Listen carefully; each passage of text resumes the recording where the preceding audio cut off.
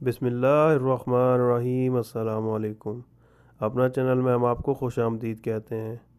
18 April 2020 سعودی عربیہ سے آج کی کرونا کی اپڈیٹ انتہائی پریشان کن ہے۔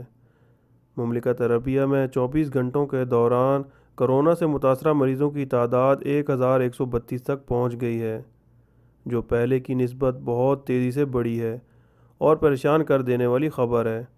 1132 نئے مریضوں کے اضافے کے ساتھ ساتھ مجموعی تعداد 8274 تک پہنچ گئی ہے۔ وزارت صحت کے ترجمان نے میڈیا سے بات کرتے ہوئے بتایا کہ پچھلے 24 گھنٹوں کے دوران مملکت میں 5 افراد کی موت ہوئی ہے، جس کے ساتھ ساتھ مرنے والوں کی مجموعی تعداد 92 تک جا پہنچی ہے۔ اسی طرح مملکت میں 24 گھنٹوں کے دوران صحت یاب ہونے والوں کی تعداد میں بھی اضافہ دیکھا گیا ہے، جن کی تعداد 280 رہی، اور اسی سمیت ٹوٹل تعداد جو کہ صحت یاب ہونے والوں کی ہے وہ 1329 تک پہنچی ہے۔ ترجمان وزارت صحت نے مرنے والوں کے بارے میں بتایا کہ مرنے والوں میں ایک سعودی شخص جبکہ 4 غیر ملکی ہیں۔